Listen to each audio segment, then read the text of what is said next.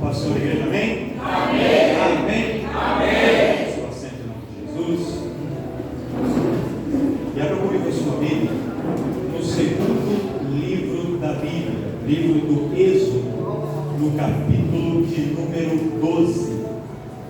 Livro do Êxodo, capítulo de número 12. Primeiro livro é o Gênesis, o princípio, depois o Êxodo, ou saída, libertação. Êxodo, capítulo de número 12. Nós vamos ler do verso 1 até o verso de número 7, em nome de Jesus. Livro do Êxodo, capítulo de número 12. Quem encontrou, dá uma glória a Deus aí.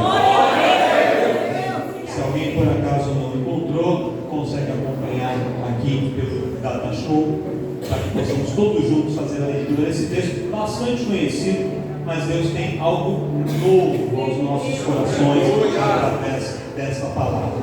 Diz assim, Êxodo, capítulo de número 12: E falou o Senhor a Moisés e a Arão na terra do Egito, dizendo: Este mesmo mês vos será o princípio dos meses. Este vos será o primeiro dos meses do ano.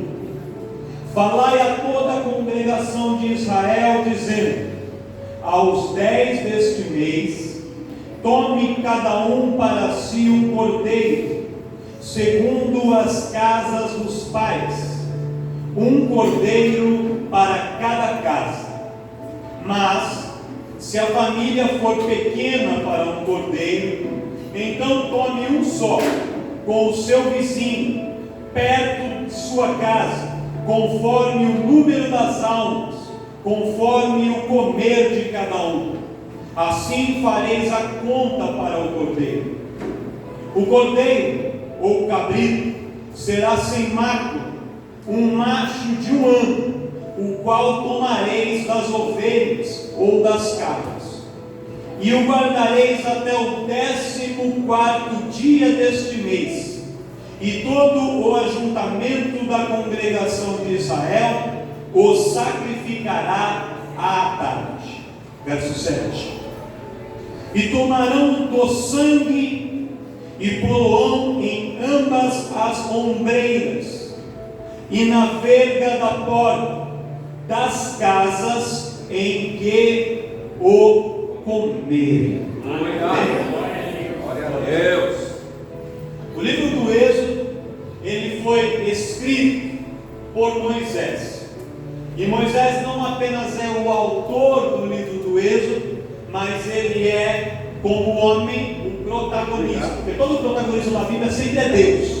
Mas o homem que ele usou como protagonista nas ações narradas do Êxodo foi Moisés.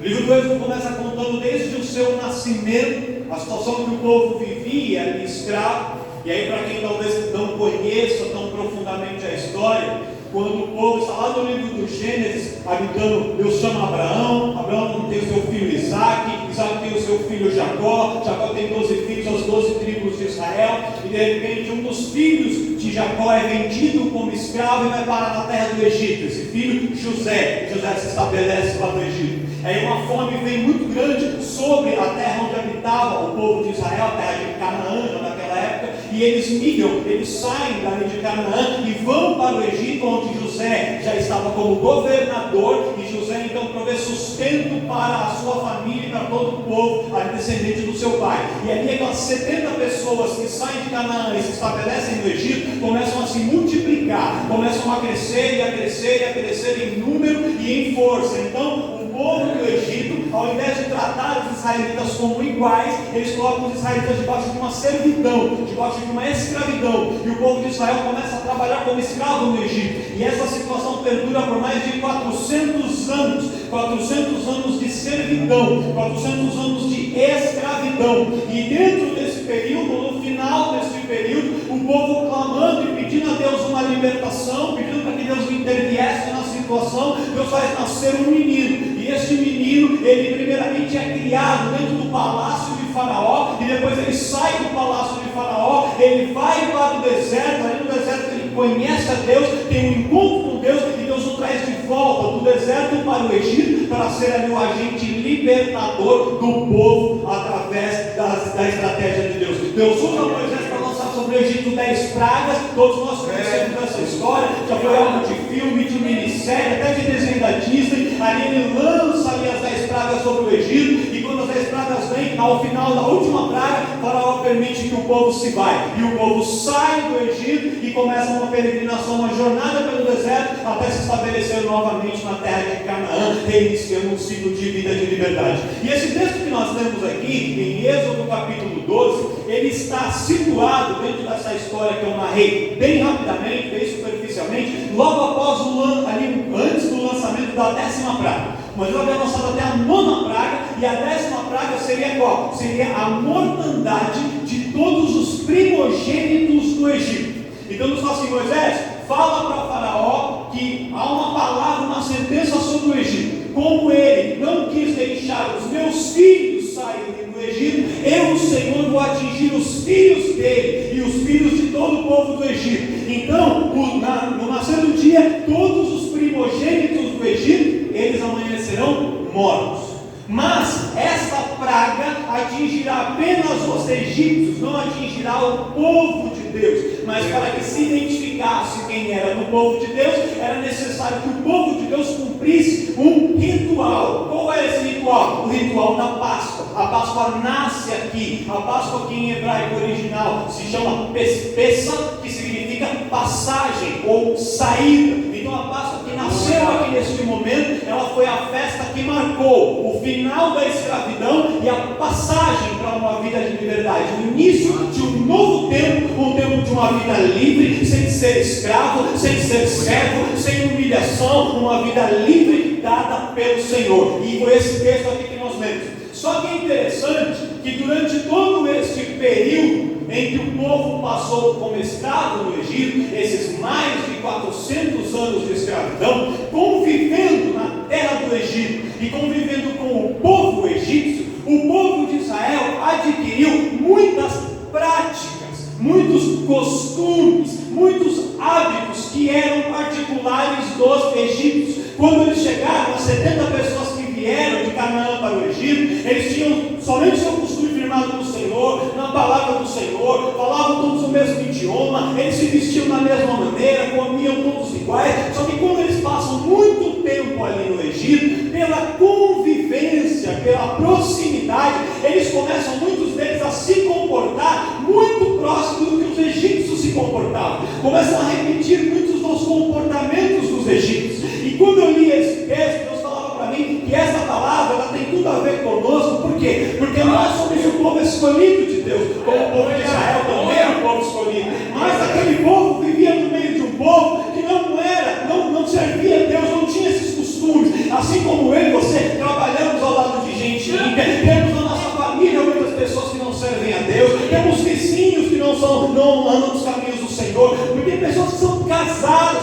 namoram com pessoas que não são crentes e não têm esses mesmos costumes, e a gente tem que conviver com pessoas que têm costumes diferentes. E aí, irmãos, é muito difícil a gente conviver no dia a dia com pessoas que têm outros hábitos e se manter totalmente fiel àquilo que o Senhor falou. Por quê? Porque por causa da convivência, a gente acaba absorvendo alguns costumes, a gente acaba absorvendo alguns hábitos. Por exemplo, talvez você nunca assistiu série no Netflix, só que aí na sua escola, na faculdade ou no trabalho, as pessoas vivem comentando: olha, isso é uma série legal, olha, tem um filme que é super legal, olha, tem um negócio que é bacana. Aí você fica com aquela curiosidade, aí você vai lá, paga R$39,90, assina, baixa o aplicativo e vai ver. Por quê? Porque está todo mundo falando, e você quer saber o que todo mundo está falando, você quer entender o que está acontecendo. Você chega lá no seu trabalho com a sua roupa normal que você sempre vai, chega lá, todo mundo está vestido diferente, está todo mundo usando uma outra roupa, uma outra cor, um outro corte de cabelo. No primeiro dia você existe, chega no segundo, você começa a achar ruim ser diferente dos demais, começa a cortar o cabelo igual todo mundo, começa a usar o mesmo tipo de roupa que todo mundo, começa a falar as mesmas gírias que todo mundo fala, as mesmas expressões. Aí você vai falar de uma música, você quer saber que música é aquela, e você começa ali a se misturar com os costumes. Isso é normal para o homem, mas é algo que Deus não quer que o povo dele faça. Só que isso que acontece hoje já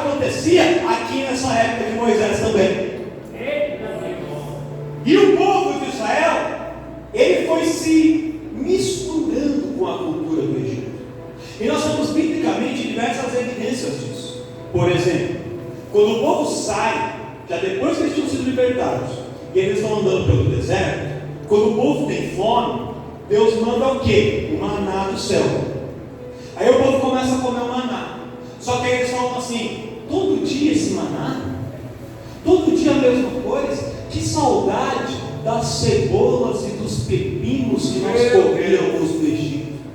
Antes de ir para o Egito, eles nunca tinham comido pepino e nunca tinham comido cebola. Aprenderam a comer onde? Lá no Egito. E aí Deus dava uma comida e eles comparavam a comida que Deus dava com a comida que eles comiam no Egito. E aí começaram a achar que a comida do Egito era melhor, que a comida do Egito era mais saborosa, que era mais gostosa. E você sabe, irmãos, que o nosso aniversário tenta fazer isso com a gente. A gente se prepara para vir para o culto, e aí vem um amigo e fala assim: pô, tem uma festa ali super legal, tem uma balada ali, tem um aniversário. Você vai para a igreja mesmo, mas o culto é tão chato. É muito mais legal ali. Ele tenta mostrar para a gente que a comida do Egito é melhor do que a comida que Deus está servindo para a gente. Que andar lá no Egito é melhor do que aquilo que Deus tem para nos oferecer. E isso acontece hoje, e já acontecia atrás. O povo foi sendo contaminado. Isso não é de um dia para o outro, é como o passar do. Às vezes, irmãos, a gente não se apercebe disso, a gente não se dá conta, mas andando no Egito, convivendo com o Egito, a gente vai absorvendo costumes dos egípcios. Vou te dar um outro exemplo. Vou dar um outro exemplo para você. Bíblia.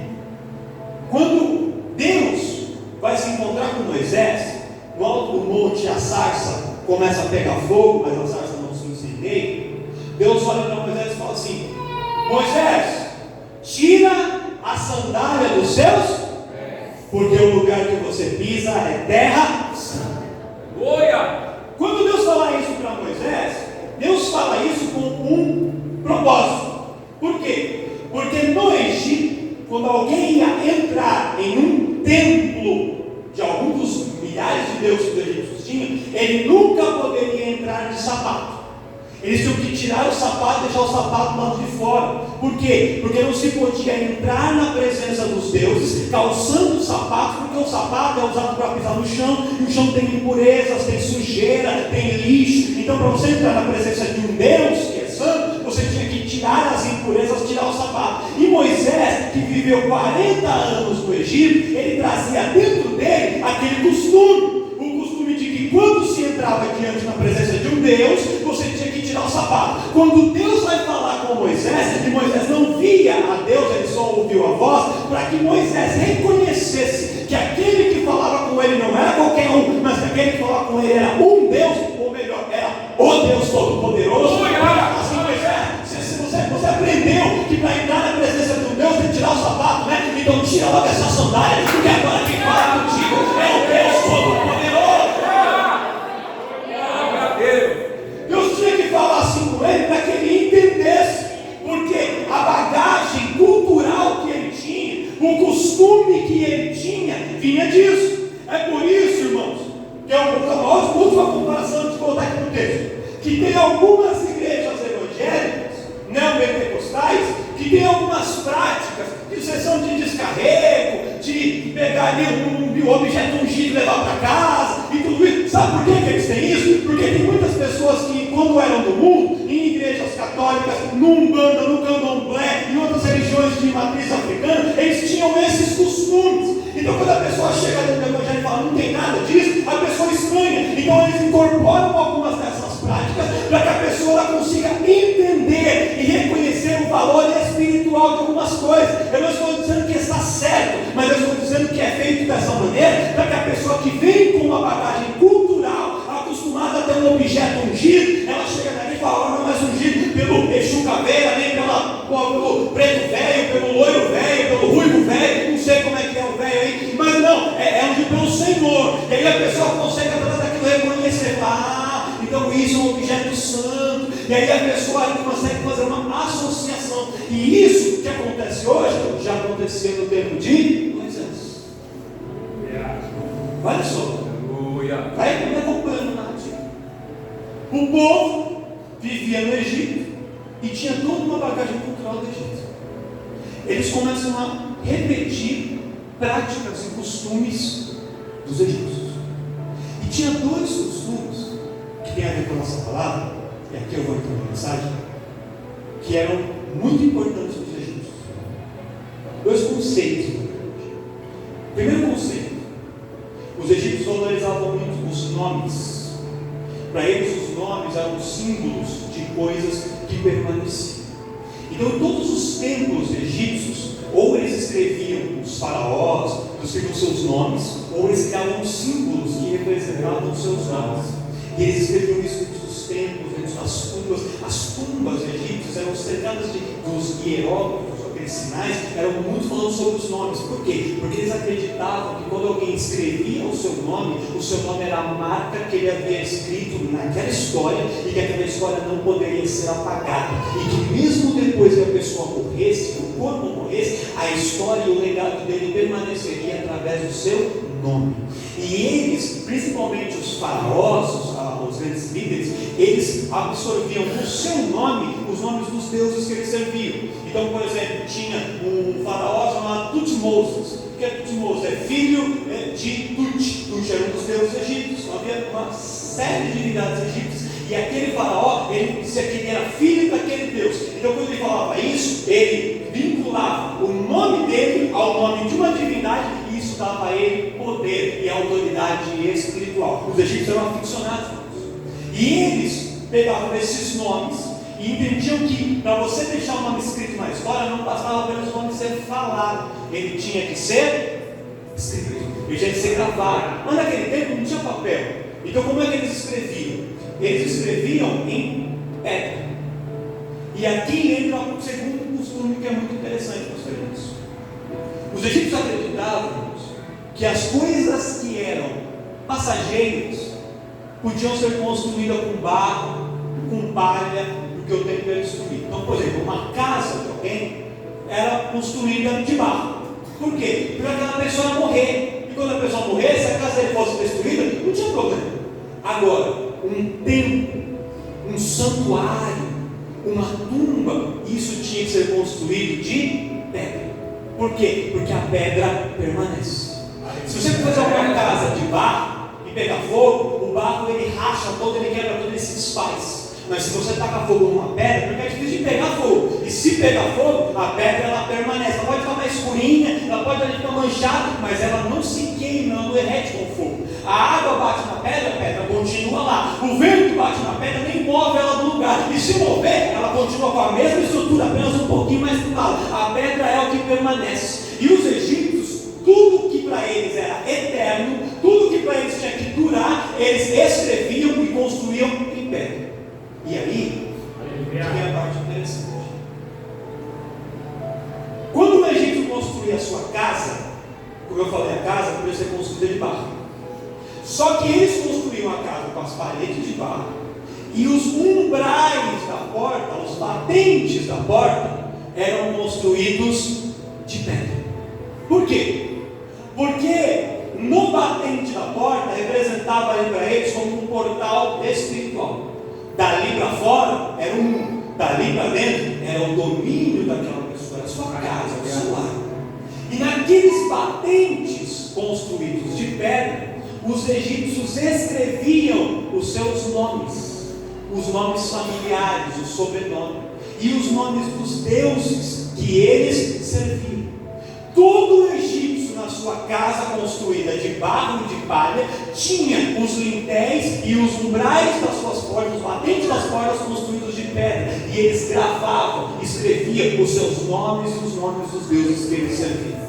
Quando o povo de Israel vai para o Egito, eles, antes de morar lá, eles moravam em tendas, era um povo nômade. Só que depois que eles se estabelecem no Egito, eles começam a morar em casas iguais aos egípcios, começam a absorver o costume. E aí, aos poucos, eles vão também copiando o costume dos egípcios de construir a casa de barro com os batentes de pedra, e começam a escrever nesses batentes de pedra os seus próprios nomes, e os nomes, algumas vezes o nome de Iavé, que era o Deus que eles serviam, e algumas vezes até nomes de deuses egípcios, que com o tempo eles foram conhecendo e foram começando a adorar, idolatrar e a servir também. Então, quando você olhava a casa de um israelita, de um hebreu ali no Egito, aquela casa era de barro, só que os batentes das portas eram de pedra, e estavam ali esculpidos com os nomes deles e nomes de algumas divindades, de alguns deuses. Quando Deus fala para o povo assim: é hora de sair do Egito, vamos celebrar a Páscoa, e Deus fala para eles: olha, junta a família, pega o cordeiro, mata o cordeiro, porque o cordeiro é o símbolo que representa Jesus Cristo de Nazaré. Vocês vão todos sacrificar o cordeiro, vocês vão separar o sangue do cordeiro, e aí com esse sangue do cordeiro separado, antes de sair, vocês vão pegar o sangue e vocês vão passar no batente dos umbrais da porta. Por que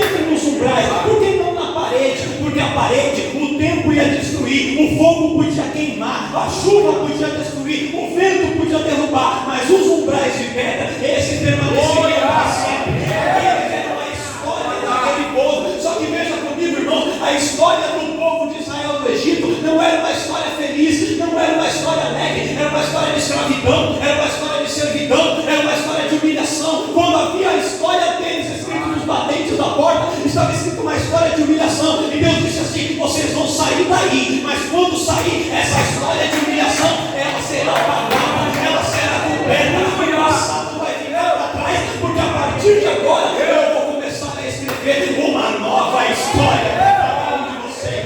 É tempo de apagar a história que ficou para trás, para começar a escrever uma nova história.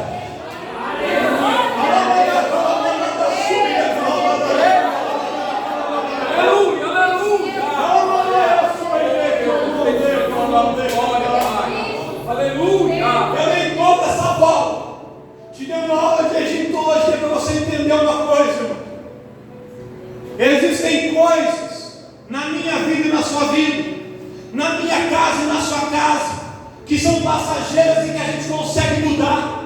Tem coisas que a gente até faz, que a gente até pratica quando era no Egito, mas que quando a gente entra a Deus a gente consegue mudar. Mas tem coisas, tem marcas na nossa história, que elas ficam ali, e que se não for o sangue do cordeiro sendo passado, elas permanecem. Tem gente que já deixou o Egito, deixou o mundo e veio para a igreja, mas ainda tem nos batentes das suas portas marcas de humilhação, marcas de um casamento que não deu certo, marcas de uma situação que viveu para cá, marcas de traição, marcas de mentira, marcas de engano. Mas hoje o sangue do cordeiro vai passar nesses batentes, vai passar nessas portas e vai cobrir, vai apagar, porque Deus manda dizer assim: não basta sair fisicamente do Egito, é necessário apagar a história de vergonha e de humilhação. Eu não sei qual foi a história que o inimigo quis escrever para você, eu não sei qual foi a história que talvez você mesmo escreveu ao longo do tempo, mas hoje é tempo de apagar essa história para começar a escrever uma nova história em Deus.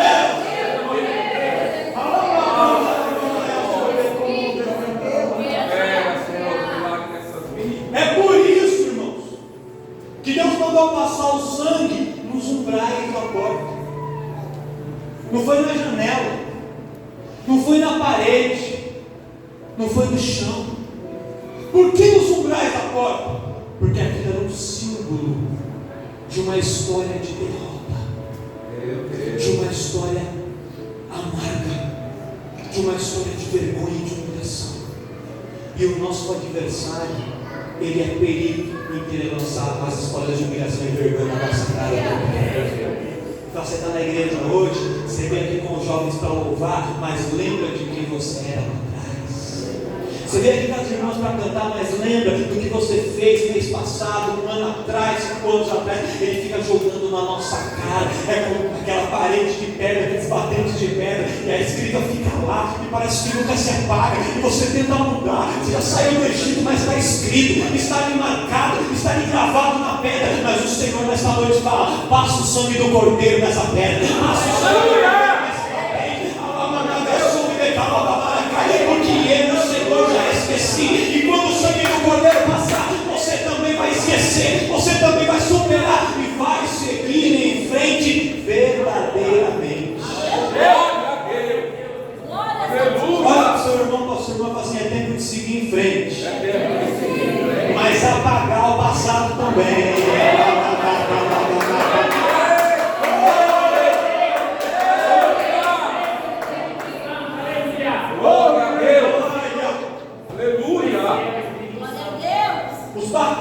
das portas, ou os umbrais da porta, e aqui Deus é específico. Aqui foi Deus falando para os meninos. Não é Deus falando, passe nos umbrais e na verga da porta. O que eram os umbrais? Os umbrais são as estruturas laterais, os batentes laterais. E o que é a verga? A verga é a parte de cima. Então você tem uma base, que é uma travessa lateral, e uma travessa superior. Os dois simbolizam uma cruz. Se você pegar aquelas duas bases e pegar a travessa que está em cima e colocar no meio, representa a cruz. E aí, irmãos, é que entra a nossa conexão com a Santa Ceia. Porque na Santa Ceia a gente fala sobre o pão e a gente fala sobre o vinho, que representa o sangue. De quem? Jesus. Aleluia! E quando Jesus, ele se entregou para morrer no nosso lugar, ele podia ter se entregado para morrer de qualquer maneira, mas ele sabia que havia um procedimento específico que ele tinha que passar, para que aquela morte sacrificial ela tivesse uma simbologia espiritual. E o madeiro, a cruz, ela era, naquela época, o símbolo da dominação romana. Roma, quando ela conquistava o povo, ela pegava os inimigos que ela tinha, aquelas pessoas que não concordavam com o regime do Império Romano, que discordavam, que afrontavam, que se revoltavam, e ela pegava essas pessoas e matava essas pessoas crucificadas, matava essas pessoas na cruz, matava essas pessoas no madeiro. A morte por crucificação não era um ritual comum, não acontecia em qualquer cultura, ela era uma marca do Império Romano. E quando Jesus se oferece para morrer, sabendo que passará aquela morte da cruz, o sangue de Jesus, que era o Cordeiro perfeito, começa a descer e escorrer pelo madeiro. É Jesus cobrindo aquele símbolo de vergonha com o seu sangue salvador e redentor. O mesmo sangue que mais de 2000 anos atrás tinha sido passado nos umbrais da porta para pagar a marca da vergonha do Egito, agora estava cobrindo a marca da vergonha do tempo de Roma, porque o Senhor manda dizer assim: o Deus que fez lá atrás, Ele faz ainda hoje, Ele faz novamente. O Deus que fez uma vez, Ele faz a segunda, Ele faz a terceira, Ele faz de novo. O Deus que restaurou o casamento da irmã fulana vai restaurar o seu também. O Deus que libertou o filho do irmão fulano vai restaurar o seu, vai libertar o seu também. O Deus que abriu uma porta lá atrás para o outro irmão, que abriu uma porta para aquele irmão, vai abrir a sua vida também. Porque o que Ele fez uma vez, Ele vai fazer de novo, e de novo, e de novo, e quantas vezes foram necessárias. Glória a Deus! Eu creio. Nosso Deus falando na nossa vida. Ele é um Deus que nos convida a viver uma nova vida e apagar o que ficou para trás. Às vezes, irmãos, a gente quer ir para frente, mas carregando o peso do que vem lá atrás. E a gente precisa se libertar. Isso é uma punição que a gente mesmo se impõe muitas vezes. E sabia que na Idade Média existia um costume que quando uma pessoa cometia um crime e a família ficava muitas vezes do lado dele, tentava defendê-lo, tentava lhe proteger, sabendo que ele estava errado, quando aquela pessoa era condenada, eles executavam o criminoso e pegavam o corpo do criminoso e amarravam, prendiam nas costas do pai ou da mãe ou de um irmão, para que ele andasse por alguns dias carregando o peso daquele cadáver, que começava a apodrecer, a cheirar mal. Eles, você não queria andar com ele? Você não queria defender? Não queria? Então fica com ele. E eles carregavam aquele peso. Então já tinha tido a perda, já tinha morrido, mas a pessoa estava carregando o cadáver. E às vezes tem pessoas assim nos dias de hoje. Tem coisa que já morreu, tem coisa que já passou, tem coisa que já foi, e a gente continua carregando aquele cadáver da culpa, o cadáver da acusação, o cadáver de tantas coisas. Deus fala hoje: lança fora o que ficou para trás, para ficar livre viver uma nova história de Deus. Quem quer viver uma nova história de Deus?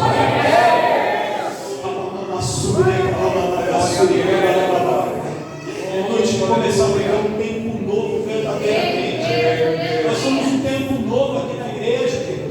Esse ministério está começando a viver um tempo diferente. São esses instrumentos aqui. Sabe por que eles estão aqui? Porque hoje os jovens estão ensaiando um instrumento e em breve a gente vai ter louvores com instrumentos sendo tocados. O tempo novo está chegando para nós. Deus está mudando muitas coisas. E você não pode ficar se apegando a coisas do passado. Ah, mas no passado era assim. Ah, mas tinha isso, tinha aquilo. O que Deus tem para nós, o olho ainda não viu, o ouvido não ouviu, ainda nem subiu no nosso coração. E a gente fica se apegando a coisas do passado. Olha para frente, porque Deus tem coisas maiores e melhores para a nossa vida. Ai, mas aquela empresa foi demitida. Ai, mas aconteceu isso, irmão. Foi Deus que permite que uma porta se feche e abre outra. E vai abrir outra, vai ser melhor. Porque agora ele vai fazer coisas novas. Deixa o que ficou para trás. Se o passado bate na sua porta, irmãos, não abre. Ele não tem nada de novo para te dizer. Ele só tem as coisas velhas para te falar. É tempo da gente olhar e seguir em frente. Ir para onde Deus mandar e apagar a história que ficou. Quem entendeu o que eu estou falando aqui nessa noite? Você não tem pé. Hoje eu fui breve. Oh, Deus. Glória a Deus. Deus fala assim para Moisés: Moisés, fala para o povo preparar os cordeiros, sacrificar o cordeiro e se juntar entre família para poder participar.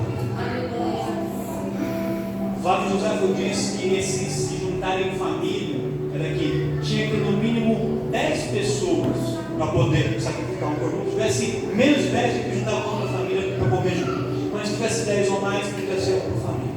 Ou seja, tinha que ter um grupo grande de pessoas. Sabe por quê, irmãos? Porque é o momento de participar ali daquela refeição, de participar do cordeiro, é um momento de comunhão entre as famílias da igreja.